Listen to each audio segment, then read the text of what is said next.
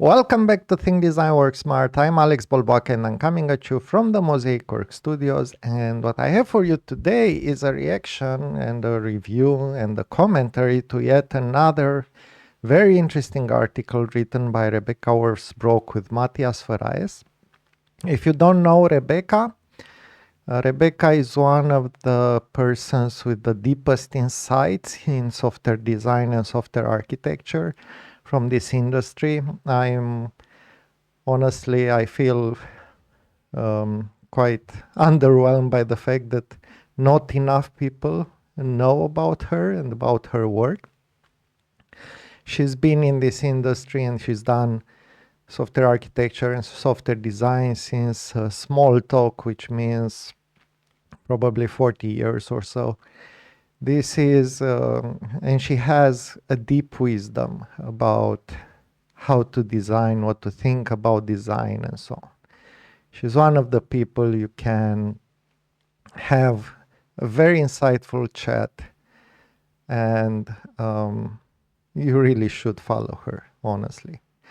And Mattias Verraes, we had him on the channel. We also had Rebecca on the channel. Mattias Verraes has been doing a lot of work around domain-driven design and organizing conferences and communities around domain-driven design.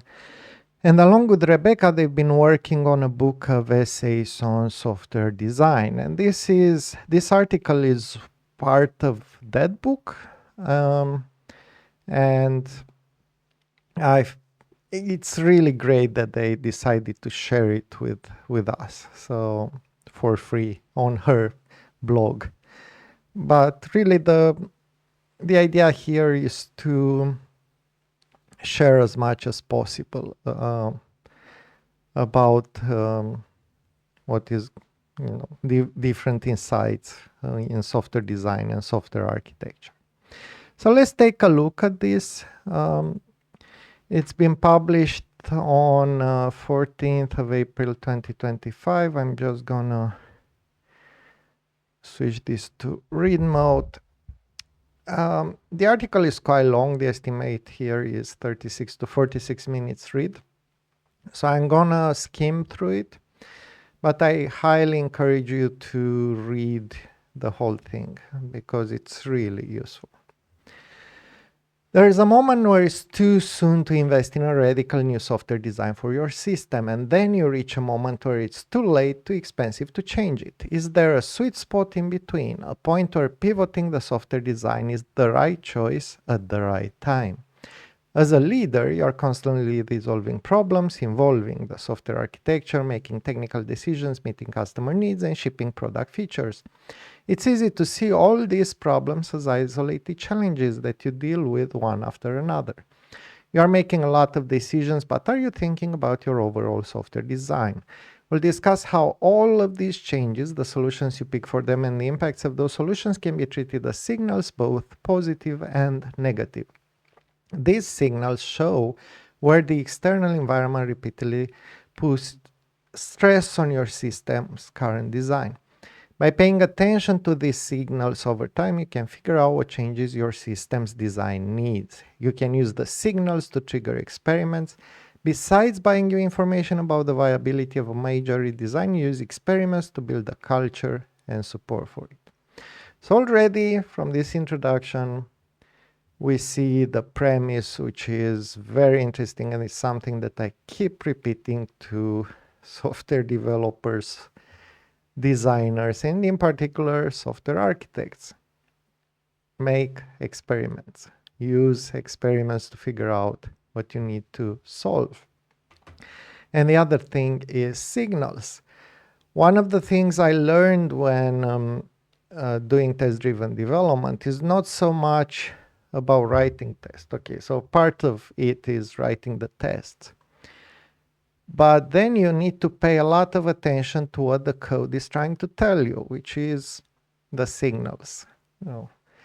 So this applies at a lower level when you try to structure the code in a specific way, which is software design, to optimize for specific desirable qualities of the design. And the same thing applies at software architecture level, at higher level, where you try to structure modules in such a way so that you have to simplify the appropriate non-functional requirements correct, or better said, the necessary architectural concerns treated. So it's a very interesting topic, and I'm really curious to see what they have to say about it. And they start with an example. To see how a design might evolve, let's dive into the example of TaxGlobe. It's a startup that builds a product for the global supply chain. TaxGlobe's product calculates taxes for shipping goods. Shipping routes have legs, and at each transit point of a leg, authorities charge taxes on the goods that move through them. Not only can a particular locale have taxes, it could have multiple taxes. There may even be multiple tax authorities in the same hub, such as state, county, and city taxes with different precedence rules. These tax rules can also be interdependent. For example, different tax rates apply, but the total max tax may not exceed a certain percentage of the total value of the goods. Goods are taxed depending on their types and, of course, the quantities. TaxGlobe's customers are multinational companies that manufacture equipment such as car or electronics and who ship globally at scale. The TaxGlobe product is used by their tax accountants and tax lawyers who need to accurately compute and pay taxes to the various authorities.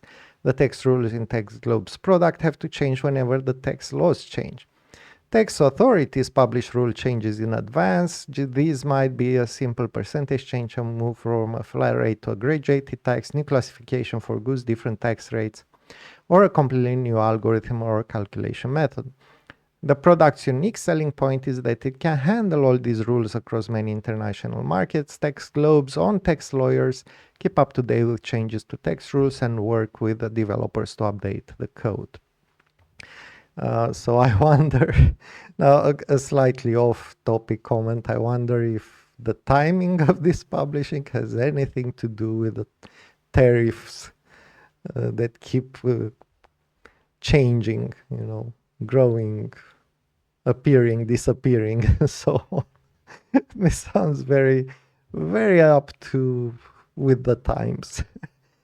Although I'm certain they wrote this before. It's not a new article based at least on what or what Rebecca said, but it definitely feels timely.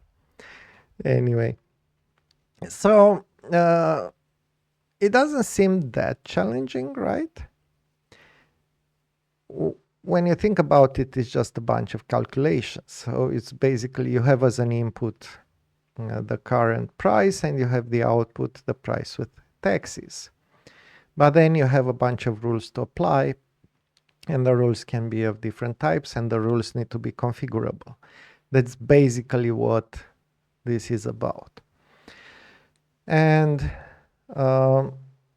that's interesting, but you can write this in multiple ways. And one way would be to completely hard code things.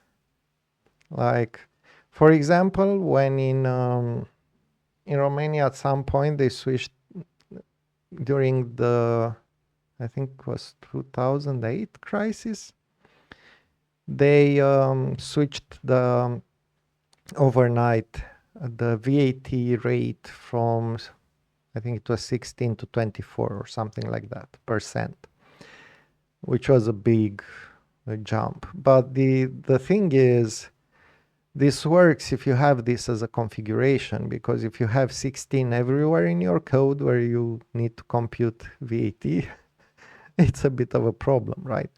So these are the kind of things that can happen in software. You could spread out a constant in the code and then have a difficult time to fix it. Another thing that could happen is that you assume that the only calculation you need to make is a percentage. And then the formula changes and it's no longer a percentage, it's a more complicated formula. And then it would have been better if that was a formula from the beginning and it happened to be a percentage, right? So there are all kinds of things like that that might happen. And this particularly when you spread the calculation everywhere in the code, right? So if you had the percentage calculation, but you compute it in 200 different places in your code, when that changes, you need to change in 200 different places. So it's not that great.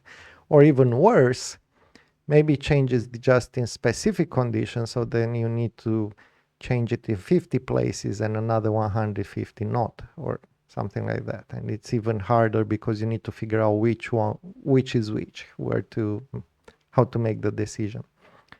So it's pretty interesting.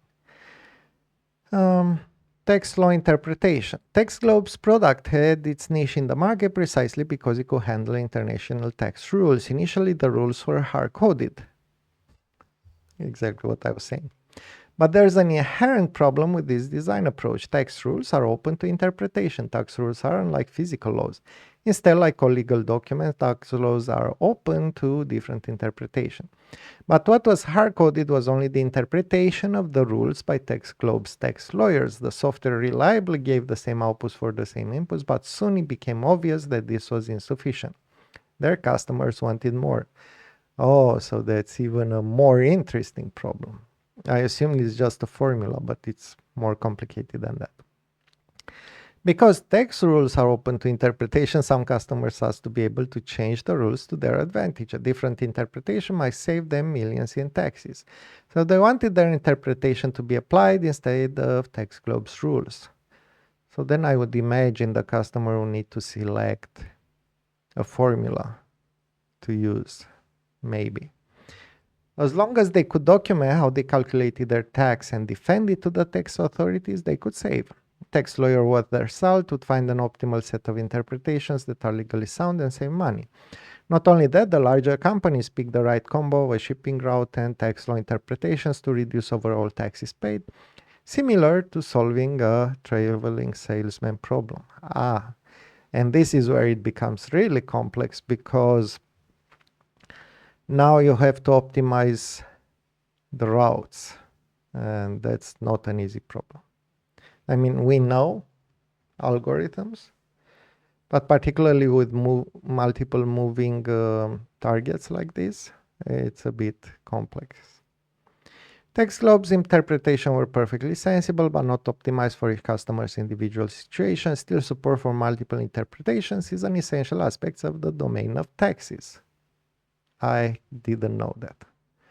That's one thing I love about reading these articles by Mattias and Rebecca. They are so giving so many new insights on various aspects of the world and of software.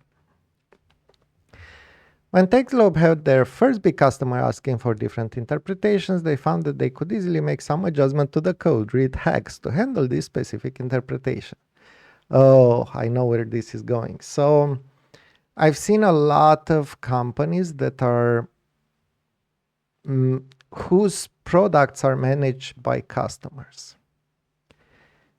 And that's a bit of a problem. I mean, it's a good problem to have because it means that you have customers and customers who are willing to pay. But it's also a problem because if you do it for long enough, if you respond and do almost everything your customers ask of you for long enough, your product doesn't have an identity anymore, and this starts to be difficult to manage, difficult to understand. It's not clear what the problem solves anymore. And so there are a few levels to solve this. One is at the product management level, where you need to define a clear vision, you need to define clear goals, you need to define what is out of scope for your product. And then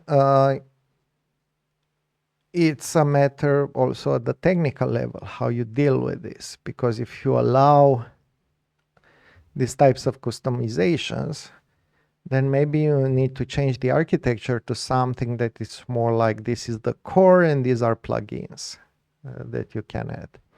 And that makes more sense in this context. But if you started with a monolith and then you did a lot of hacks there, yeah, absolutely, it can get really complicated. However, the salespeople caught on and started using this easy customization feature to win over new customers. Yeah, precisely. So this is what happens. It's normal. It's natural. It's okay to want to sell more. It's great when you have a lot of customers who want things from you. But there's a tipping point there, to the point where you no longer are in control of your product, and that's not a great place to be, because you no longer know how to improve it in ways that don't break for other customers. And this is in terms of product design, but also in terms of technical changes. Sales used it as a small upsell by charging extra for custom calculation. TextGlobe started advertising customizability on their website, so even more customers asked for it. But every time developers added these custom changes, their code became more complex. Yes, a single hack doesn't impact your design much, but they accumulate when you have a lot of them. The lead times for shipping a customization became increasingly longer, and after a while the price charged for customizations was insufficient to cover the development cost. This is why we want to use merciless refactoring.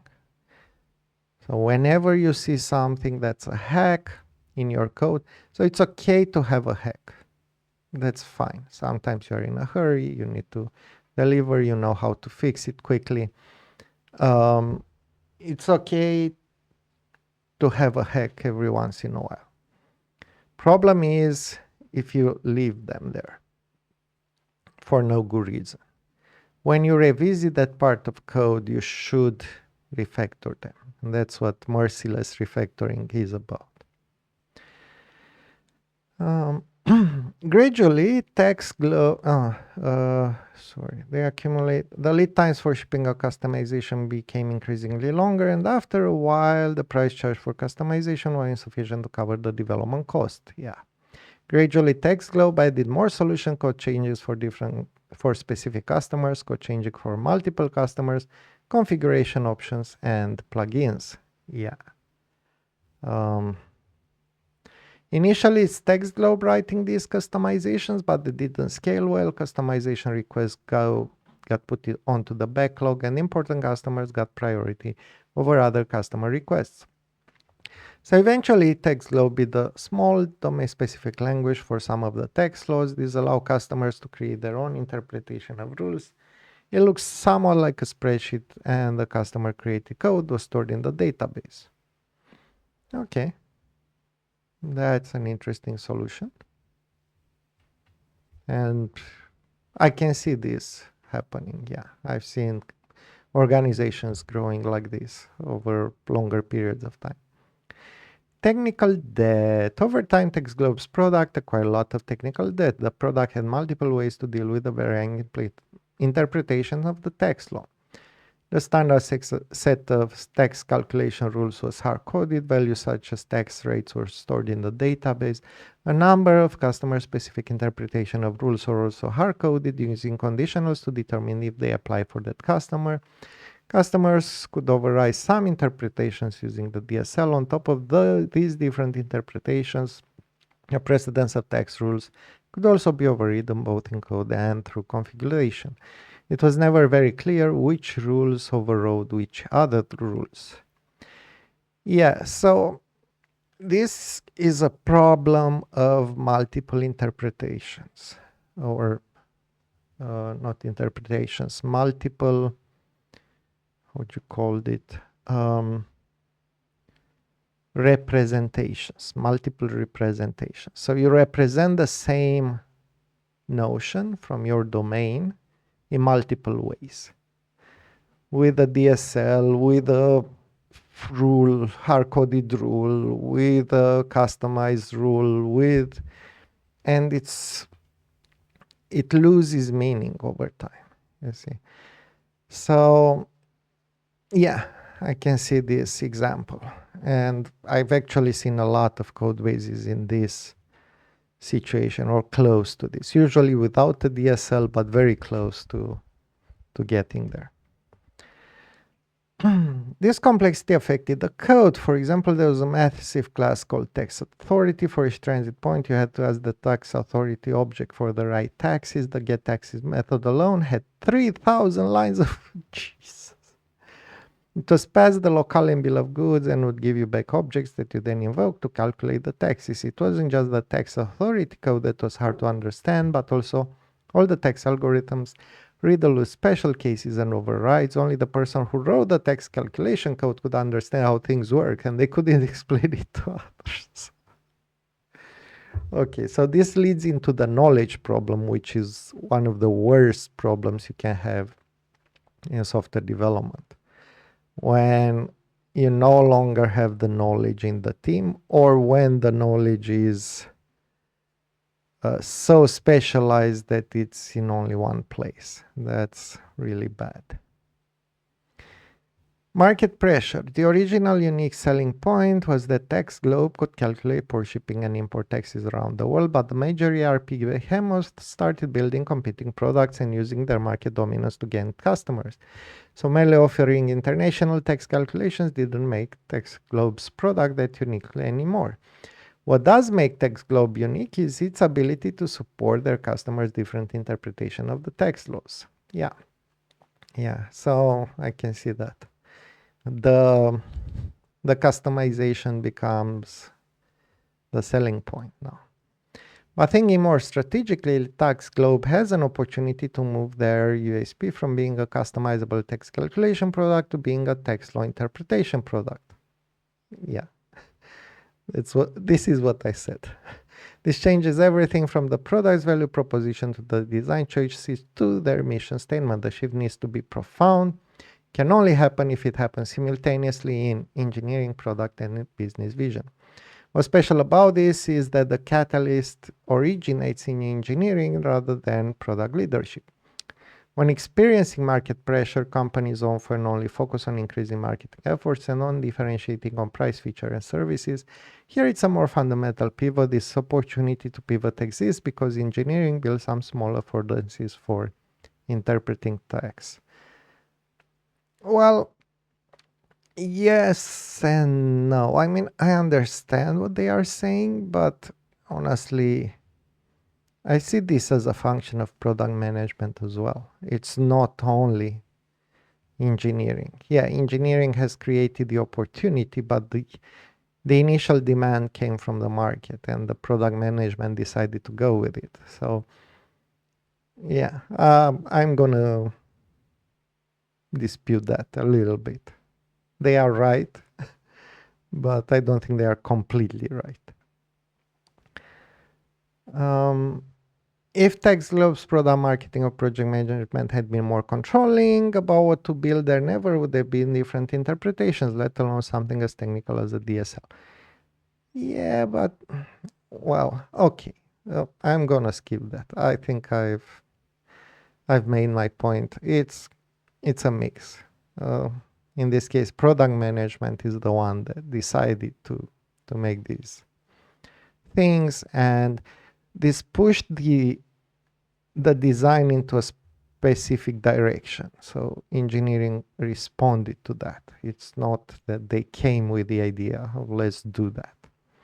Because maybe if they thought a little bit longer, they might have come with a better idea than hard coding things. So yeah, I am of two minds about this.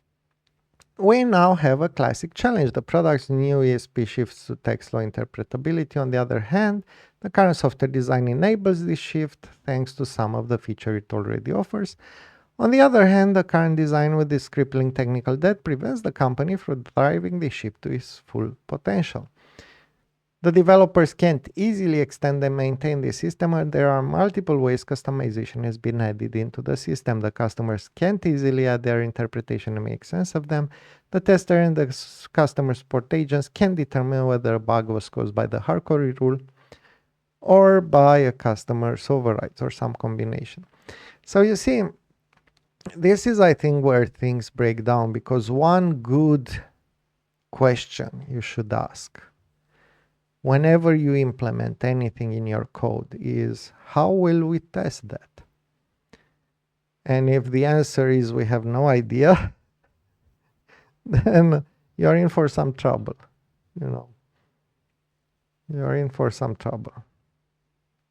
Because the challenge with having a lot of customization is that they can conflict with one another. So precisely what they are saying, let's say you start with a bug, and what is the cause for that bug?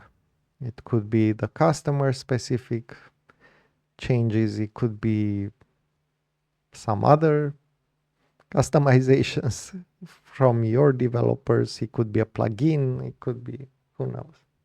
It's very difficult to figure things out. So yeah, this kind of problem happens often, but I think it starts if you forgo the answer to this question. How will we test this? So far we've described the original product, how it found its niche, how it evolved into a highly customized product, how that customization led to a lot of technical debt, how market pressure is forcing the product to occupy its niche even more, and how continued response to the market pressure is costly because of the technical debt.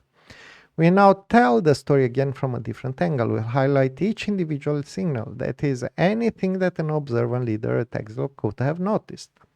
This signal is insufficient to change course, and yet by the end, the accumulation of all signals shows that TextGlobe should have changed course much earlier. Yeah, I absolutely agree. I'm really curious what they will say, but I think to me a lot of this would be visible in the code. A lot of it would be made visible in the code and in the code structure, and if you sit down and discuss for a little while, you can figure out whether you need to change things or not.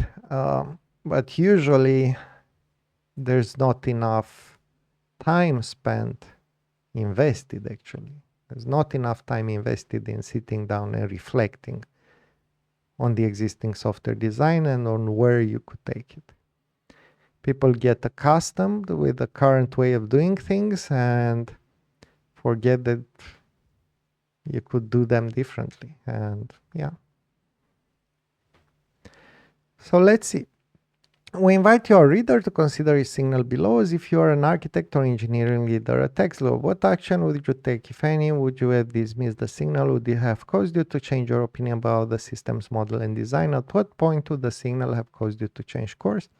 When would you have started advocating for different design? Or would you have overreacted to what seemed like a signal but was just noise?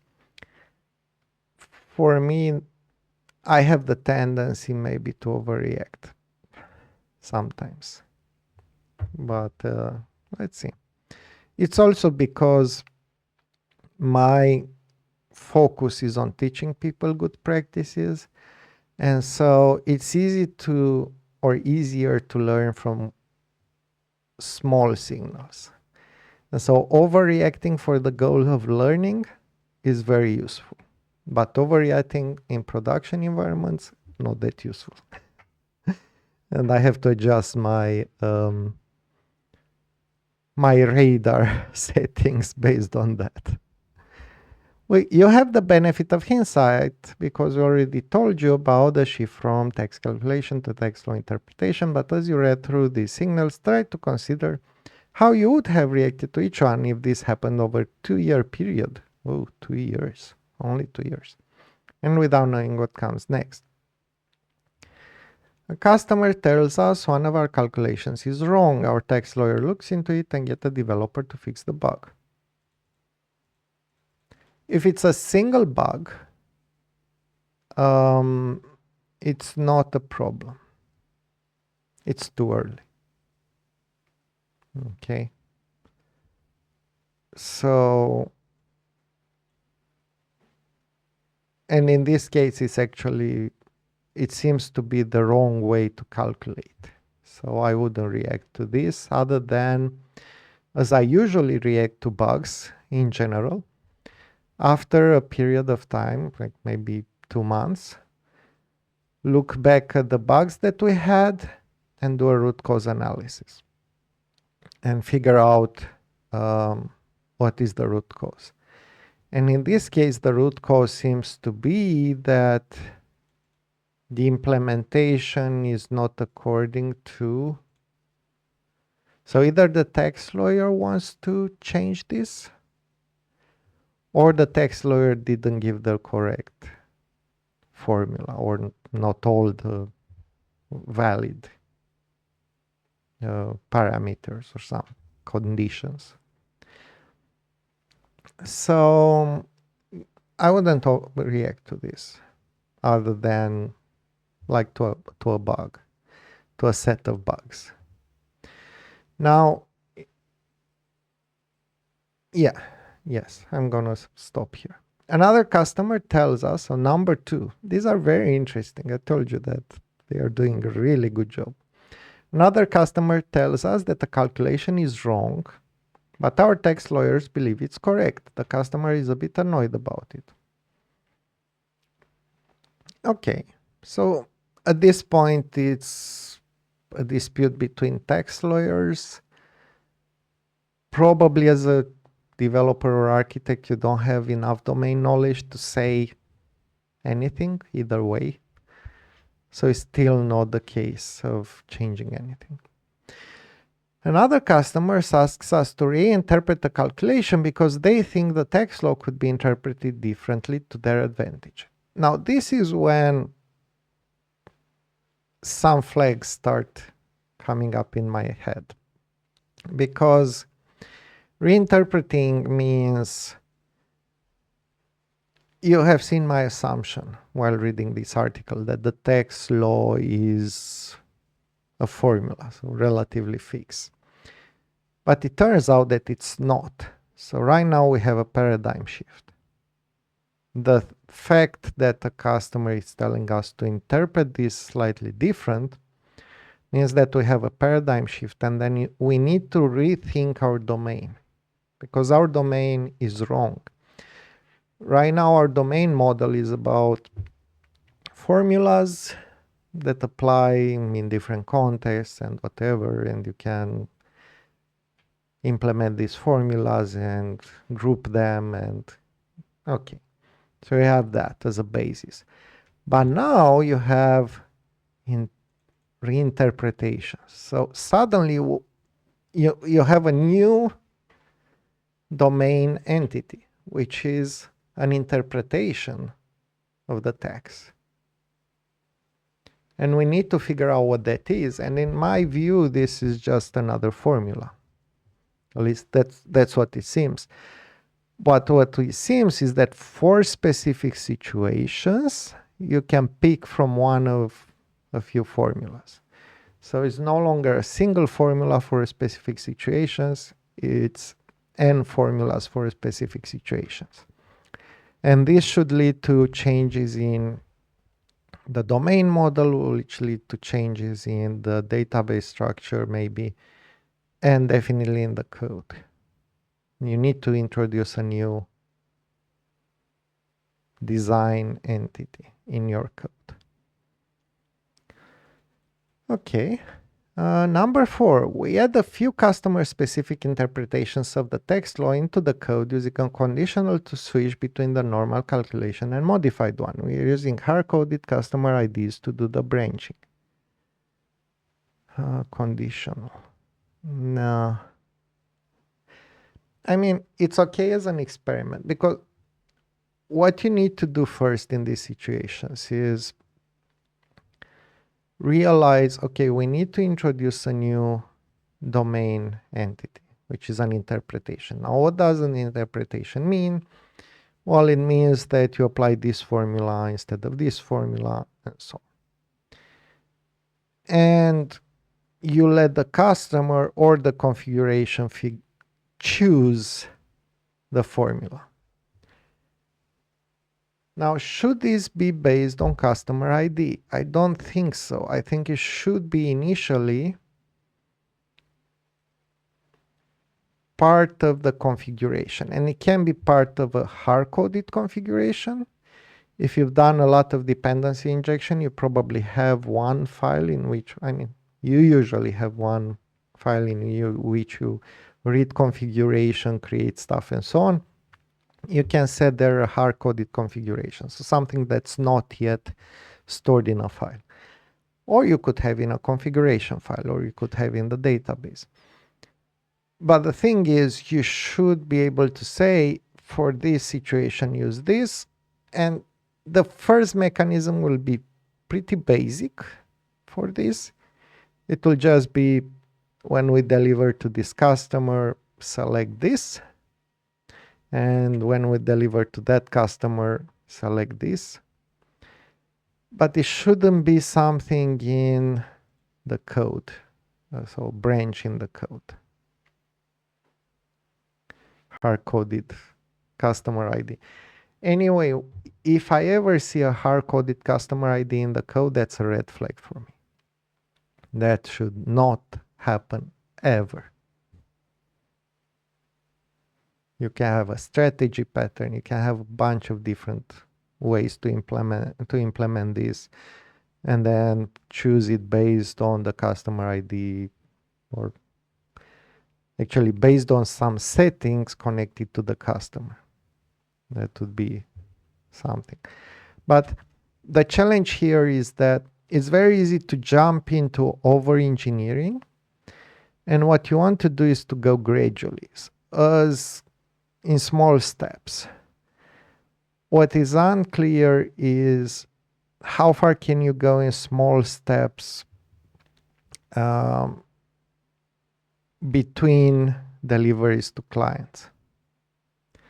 And what I mean is, in the development, I will use small steps. I will use test-driven development and incremental design and things like this to figure out, okay, so this is what I need to implement. Let's do my cycles. But it's very difficult. Without doing this, I can't imagine easily how far I will go before it gets to the customer. And then based on customer feedback and what happens with other customers, I will expect to have more things like this happening. I have a rule. I've been looking at how software evolves, and I figured out a few rules for software evolution. And one of them is one will become more. So in this case, my interpretation is, if one customer is asking me for a reinterpretation, I am pretty damn sure that another customer will ask for a reinterpretation pretty soon. And this is part of my one will become more rule. Another law that I see and that fits here is, if you have a hard-coded value, you will need to turn it into a constant, and you will need to turn it into a formula eventually. Now, maybe you won't get with the software to the point where it becomes a formula, but eventually it gets there. So this is why when I see customer ID, that's no way to do this. That's a big red flag, because that is a constant. I expect we'll have something else, and that something else will have to be customer configuration of some form. And by the way, another way to do this customer configuration is, I would be okay to do this temporarily, use customer ID, but in the entry point where I also do the dependency injection. And where I say, if customer ID, then create this new use this formula, if not use the other formula, but throughout the whole software. So configure the whole system to use this, because then it's in only one place. I can extract it from there, move it to configuration. That part to me is still a configuration, only it's hard coded in the code. So that's okay as a starting point. But based on the experience that one will become more, I am prepared to change this very soon. As we get more of them, so 5. Sales sketch is on that we can do custom interpretations. There also a way that is pretty very easy to branch on customer ID, so they use it in their sales pitch. Yeah. Number 6, as we get more of them, doing these customizations becomes harder. We need to be more careful about not breaking the regular flow, and the code becomes harder to understand. Well, it's basically a bunch of strategy patterns, and you need a lot of tests to make sure. You need to change your testing strategy. That's another thing that changes here. Because your testing strategy should start with unit tests. So you test each formula separately. And then you test how the normal set of formulas work together.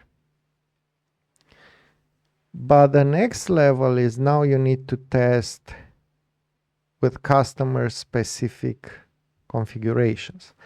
So this means you should, and that's another reason why you should be able to have these settings, because ideally you'd be able to write tests and actually to reuse a lot of the tests that you wrote for the normal flow, because the same inputs and you expect the same form of outputs.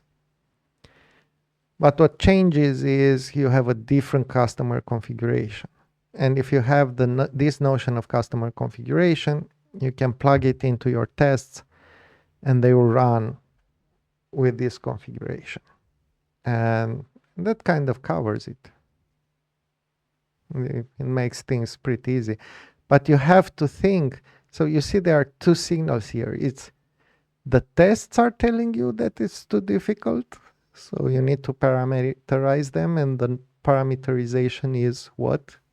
A customer configuration. If you try to do it, that's what emerges there. Or you can look at the design and say, oops, there are some red flags here, which are the ones that we discussed until now. Either signal is useful, right? And you can respond to either one of them. And seeing them together, it's even more useful. And that's why developers should write tests.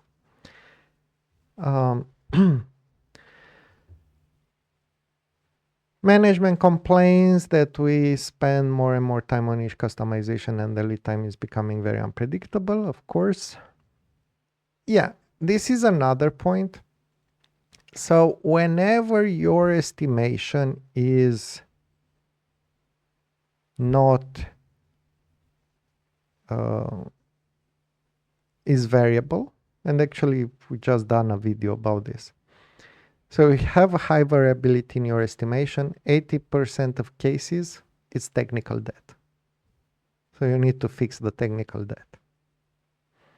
And this is what unpredictable lead time means. It's not exactly, but it's the same signal. If estimation is unpredictable, if lead time is unpredictable, same problem. Sales is still offering these customizations as a cheap upsell, but in reality we lose money on them as the cost increases. Yeah. I mean, honestly, there will still be costs here if you do it as I said, but there will be a cost of restructuring the design, and then the development cost should remain kind of constant. But it's very hard to compare the two. It's very hard. So it might still be necessary to increase prices or, look at the costs again. The testers are finding it difficult to keep up with testing the customizations. Of course, you need a different testing strategy. We do a small refactor where a bit of code in our 3000 line getAxis method is extracted into a calculate rule 12 method. By the way, getting to a 3000 line getX method, another big no-no. So when that method grows over 20 lines, already a red flag. Okay? Okay. Occasionally, more of these small refactors happen, but there was never time to do major untangling of the code. If something worked, it was rarely refactored. Yeah. Yeah, so this is another problem that happens. And it's a problem of bottleneck. Okay. Basically, the team is becoming a bottleneck now. And the tendency when you have a bottleneck is to say, work harder, you need to do more, go faster, And in reality, what happens, they try to go faster, they cut corners, they let the problems grow, and they are actually moving slower. So this doesn't help. Even if you add more people. So let's assume you have the budget, you add another 4 teams to work on this. Well, who's gonna teach these teams what needs to be done? Well, the ones that are already in the team. So that's no way to do that. Instead, what you need to do is to figure out what the problem is, the root cause, and deal with that. And focus on that. And of course, you still need to deliver to your customers. And this is where things start to become very difficult. But one way to deal with this is to use the strangler pattern, where you write you figure out what a good design is, write all the new developments using the new design style, and redirect to the old code everything that still works in the old code. And that's a really good way of fixing things as you go along, because you can still deliver, and when you have some time, you can move some of the old code and refactor it and move it to the new model. And you do it incrementally. So but first you need to realize that you have a problem. So the design problem is the first signal. That's really important. Okay, so we do a small refactor with a bit of code in our 3000 line getAxis method is extracted in calculate rule 12 method. Occasionally more of this small refactor happened. Never was time to do major untangling of the code. Something worked, it was rarely effective. Okay. 11. As we expand into more countries, our own tax lawyers ask for more time to learn the intricacies of the country-specific tax rules. They now understand better how much different interpretation of the rule can impact the total tax cost. Okay. 12. Production for one of our major customers has moved to Brazil, so they want us to handle Brazil tax law in more depth than we do now, but we have difficulty recruiting tax law experts there, and our existing lawyers and me, they underestimated the complexity of those laws. Okay, so this is when the switch to allow customers to write their own rules makes sense. But this is not an easy thing because it's basically a language, right? And so what you need is a way to test it. Again, every time you have a language, you need a way to test it. So if you give a DSL to your customers, give them a way to test it. Or figure out a way for you to test it, to generate tests that can run on this. And those tests have to be automatic, because otherwise, who's gonna debug those? It's not your customers, it's you.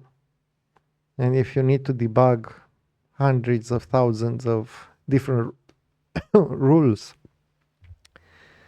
really, it doesn't work. Eventually, one of the developers built a small DSL that allows customers to change the interpretation of some of the rules in Brazil. Customers love it and ask us to make the DSL more powerful. Okay. So this is another thing that happens. You start with a small language and you complicate that language. And here's the really tricky thing. If you complicate the language enough, eventually it becomes Turing complete. And Turing complete, it has a specific definition, look it up. The issue with Turing complete is that now you have the halting problem. So there's no way to tell for every program if it's correct or not, for every program in that language. And this leads to possible security issues. This leads to possible bugs, which means you should really struggle to keep your DSLs very, very simple. Simpler than that. Yeah.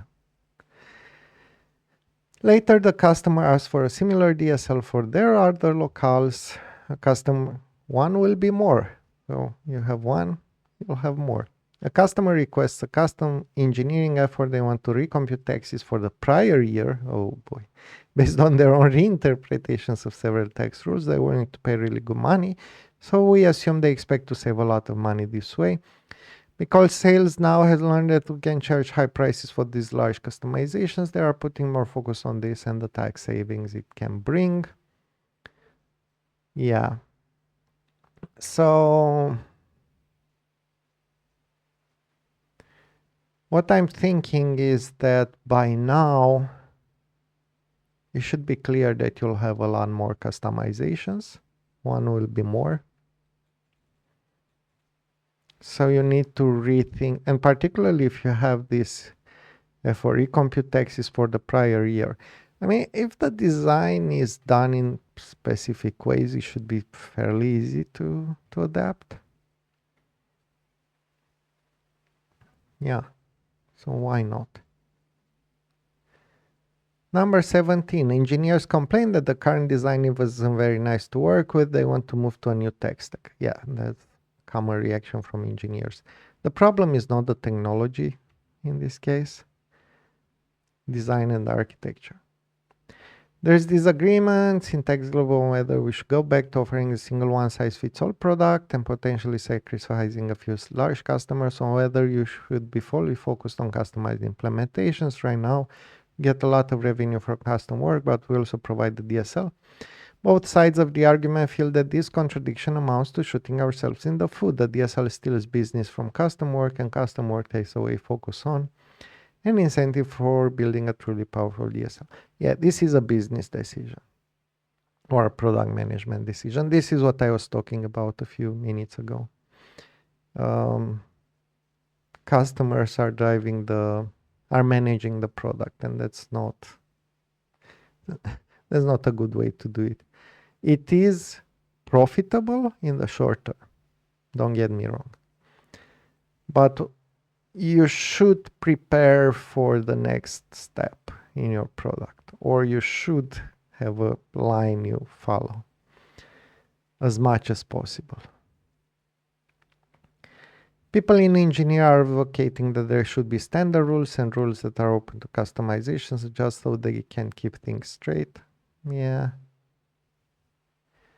This is, okay, it's a complexity issue, and I can understand that, but I'm not sure it's the right answer. It's just moving complexity to another point. It's not reducing complexity. Customers are reporting more bugs. The support people have difficulty evaluating the bugs. Yes, because they don't understand which rules are being applied at which time. Okay, this would also be a matter of logging.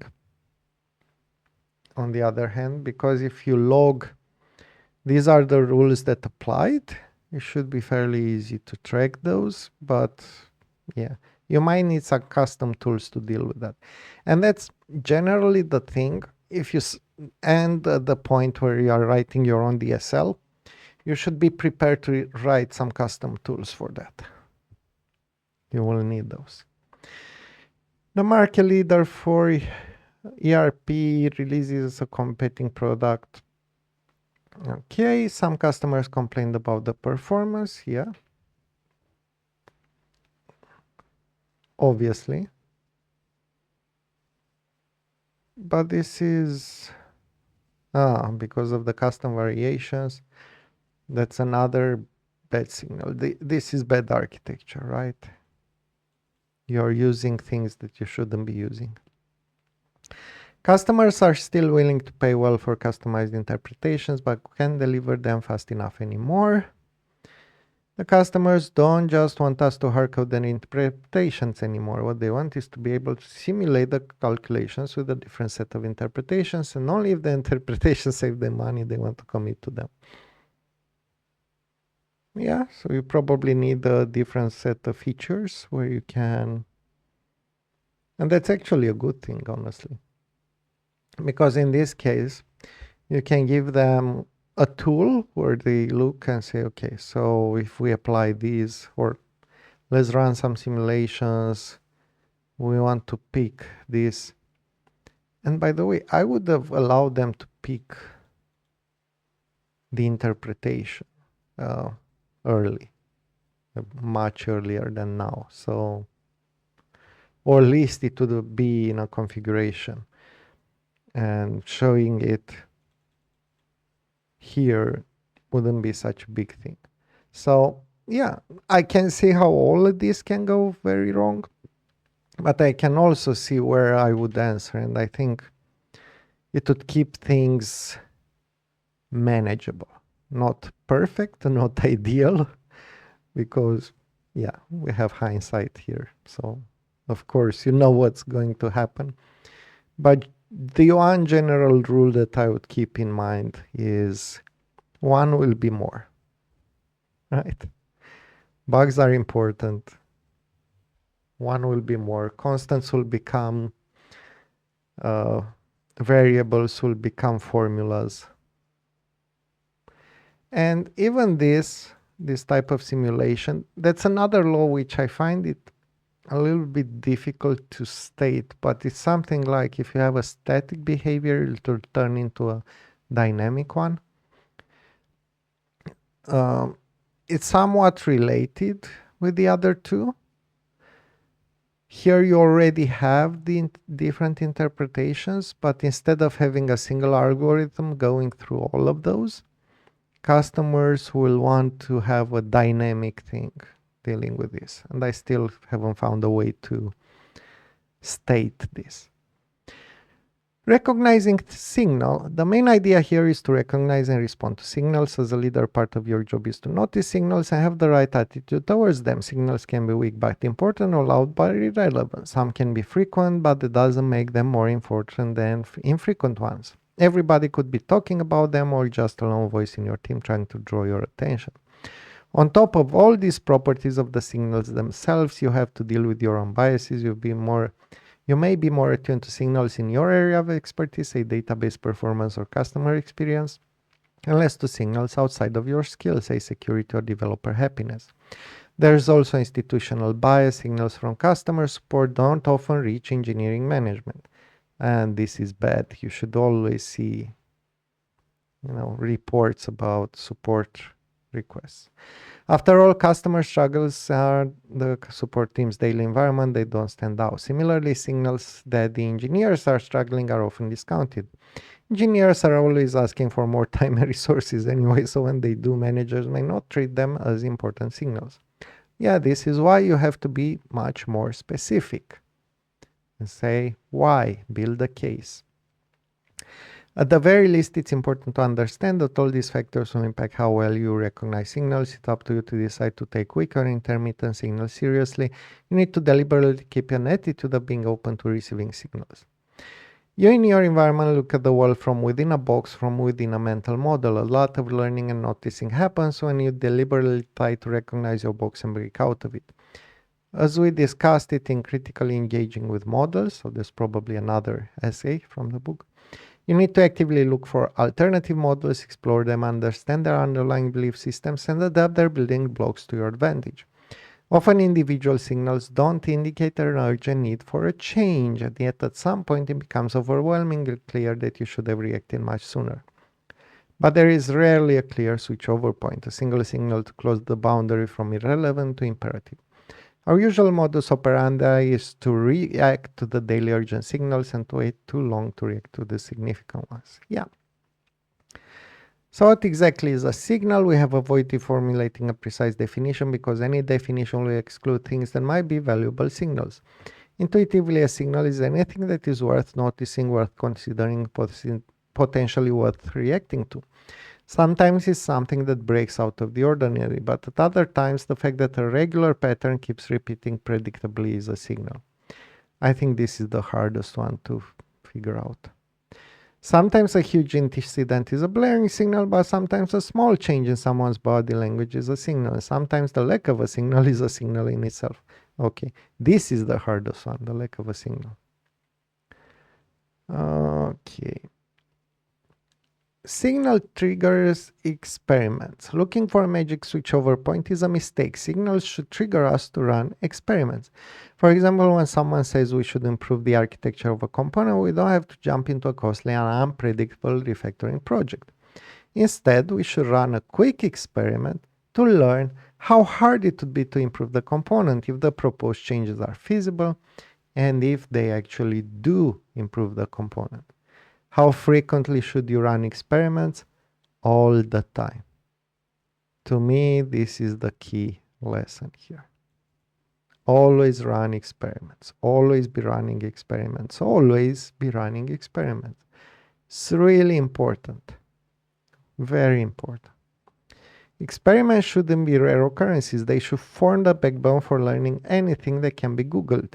If you don't have the time or get the time, then make the time or take the time. Experiments are not projects. Yeah, too often we treat experiments as small projects with a purpose and an ideal end state. Projects come with the assumption that they must be completed and put in production. Instead, it should be perfectly acceptable that we stop the experiment and that none of the changes make into production. The goal of the experiment is to learn. Treating them as projects with predictable outcomes gets in the way. True experiments are liberating. A project comes with responsibilities.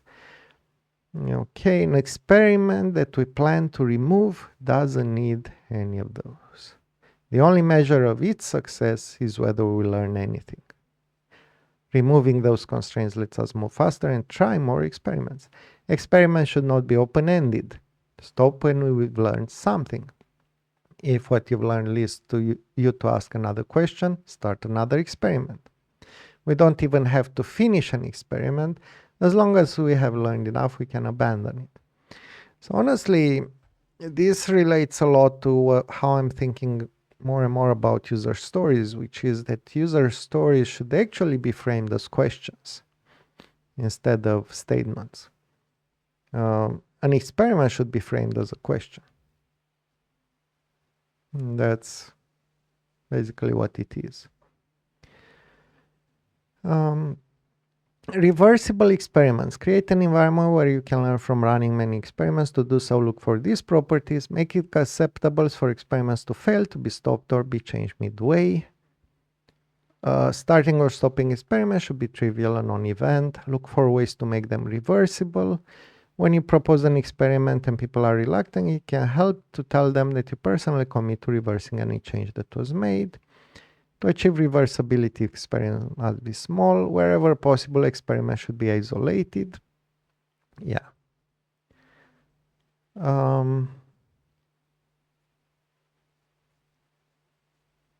Here's an example of using a signal to trigger a small experiment. One of the customers of the tax calculation product wanted us to build a particular change. They would ask us repeatedly, and they often had social proof. All your customers would benefit highly from this feature. We talked to customer XYZ, they are also interested. Customer was very vocal about it, which created a sense of urgency in TextGlobe to build it. Still, a signal like that should trigger experiments, and those should be small and reversible. Building the feature the customer asked for, even as a minimal viable product, would be costly, but not all experiments need to involve building something. In this case, sending out a survey is an experiment that is a lot smaller than building an MVP. Okay, so this is a discovery technique, actually. It's a product discovery technique. It's what they are describing. And those are really useful for any product. You should use them. You should run product discovery. But in my mind, these are somewhat separated from the architecture and design part.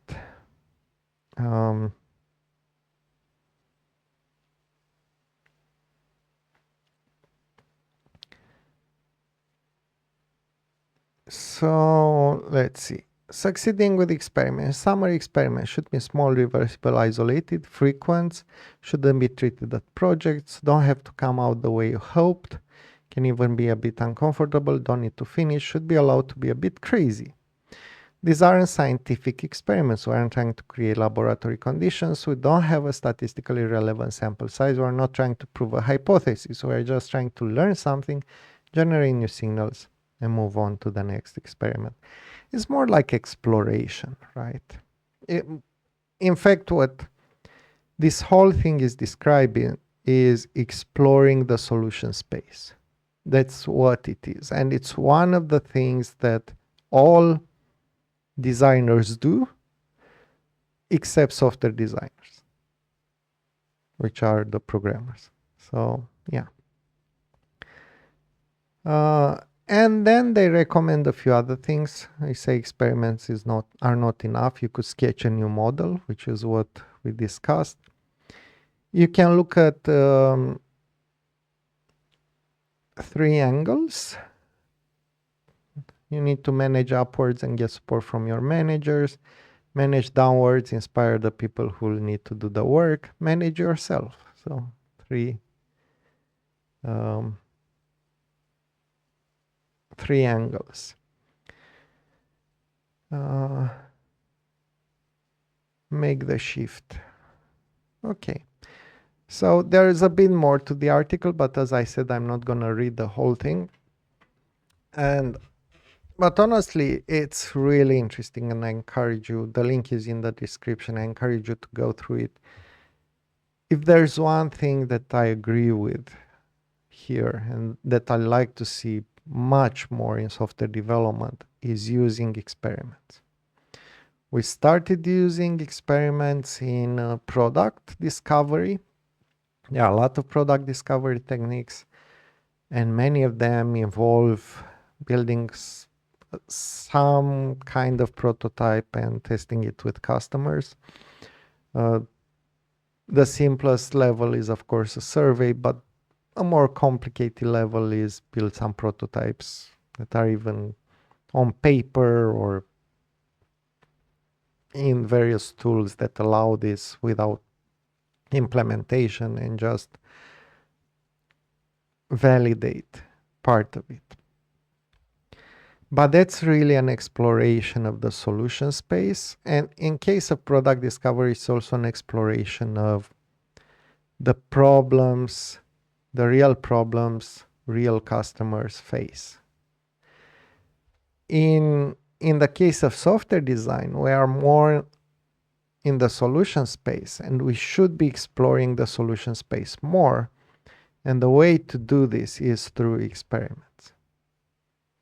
You should be running experiments all the time. I absolutely agree with this.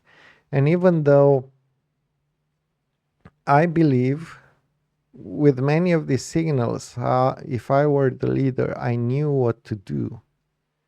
I would have known what to do and how to steer this into a direction that makes sense.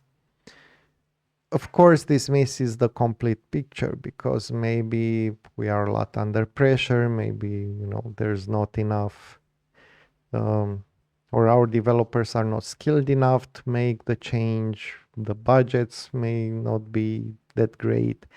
I don't know. So there could be a lot of constraints. depending on the constraints, even if you know what you need to do, you might still need to run experiments to figure out the best way to sell it, to do it properly. But overall, once again, very impressive, very interesting article by Rebecca Wirfs-Brock and Mattias Verraes. I really encourage you to read through it and buy their book.